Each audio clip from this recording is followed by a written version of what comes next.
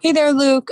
Just wanted to ask you kind of about your bench play in the last game. Obviously, you've kind of been using a tighter rotation, about 8 guys, but due to the circumstances, you kind of used a lot of guys. Just your thoughts on how they did, as well as if you feel the need, even once you get everyone back healthy, to kind of go deeper into your bench. Yeah, so the 8-man rotation. I mean, look, it's always everyone's got to be ready and on deck, but it's been working for us.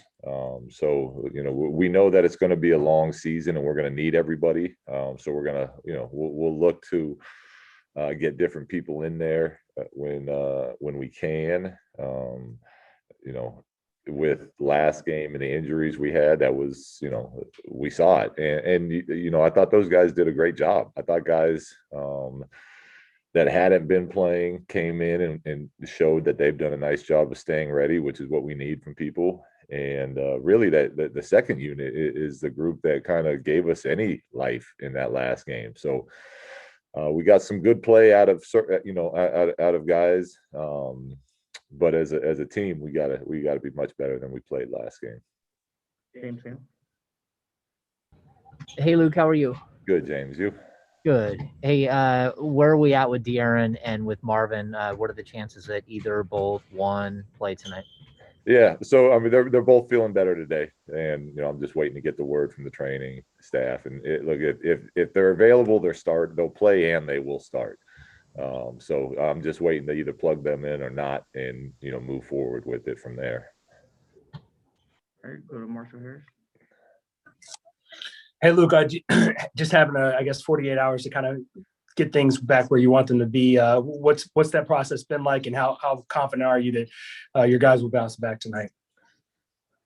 Yeah, I'm very confident that we're going to play better than we did against Orlando. Now, this is a very good Memphis team. This team is, tops in the league in steals.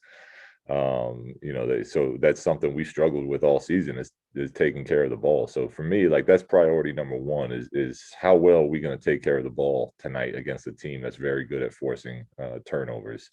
And to me, that'll determine the outcome of the game, maybe more than anything else. So as far as the expectation, or what I see from our guys, yeah, I'm confident that we'll be better than we were last time out. Yes, sorry, Luke. Also wanted to kind of know if with De'Aaron and Marvin, if they don't play today, is there a possibility that they would be available tomorrow, or is it something that you guys are still just kind of trying to figure out? Yeah, they're both. The only time I don't like playing somebody without giving them a practice is when they've had a long time off due to injury. These guys only missing the one game. Is as long as they're they're day-to-day type of things, as long as it's relatively soon, they'll be right back in the lineup without needing a practice first. Hey, what's up, Luke? When you look at just what DaQuan Jeffries was able to do for you the other night, coming off injury, having a couple practices under his belt, from a defensive standpoint, was that a little bit ahead of schedule or a little bit more than you were even anticipating from him? Yeah, he did better than I thought he would have. And like I said, our medical staff does a great job, and they've been ramping him up and putting him in 3-on-3, but he hasn't played 5-on-5 NBA basketball all season. So I thought there was some fatigue mistakes he made out there, but I thought those came more on the offensive end, which we can live with. I thought his defensive toughness and grit is exactly what we're looking for, and we were hoping for out of him, but not just out of him, out of our entire team. So it was good to see some of that. And just another thing real quick on De'Aaron, just we've seen obviously a pretty incredible stretch from him.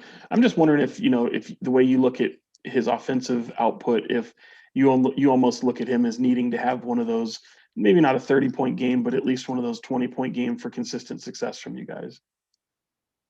No, well, I think he's a pretty gifted scorer, but what he's really done a really nice job of during the stretches, it's just putting defenses on their heels, and whether that comes from having a big scoring night or a double-digit assist night, or being able to play that pick and roll game with Harrison. There's a lot that he helps us create. So the scoring, obviously, we love, but we love the playmaking, and really some of the defensive of plays that he's stepped up and started making this season too have been something that we're really excited about. One, and two, we really missed in that last game. I mean, what's his name? The point guard. I mean, he got to the front of our rim all game long. We had no ball pressure on him. So, De'Aaron's done a really nice job with developing that part of his game as well. Yeah, Luke, injuries are part of the game, but does this season feel like, I mean, you just played against a team that was missing like 7 guys. Again, tonight you're playing against a team that has 6 guys. Tomorrow, Kevin Durant's already out. Does this season just feel like there's more? Yeah, it definitely does. I'm sure there's probably we could probably fact check that pretty easily, but it definitely, James, feels like there is. From because you're dealing with the COVID, you're dealing with the amount of games. I mean, like we just got done playing all these games. We're getting ready to go on another road trip where it's 2 back-to-backs right away. There wasn't a ton of build up into training camp, so bodies were kind of already not at the normal level to start the season. So yeah, I mean, I think there's a lot of variables going into it, but it sure feels like that, from our standpoint.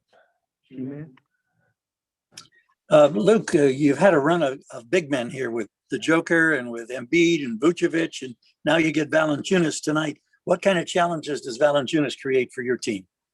Yeah, he's having a great year. It's kind of fun to see. The big man in the league was dying for a while, and it's good to see these guys coming back, because I love what they bring to the game. And he can step out, shoot threes. He can play make from that 5-out position.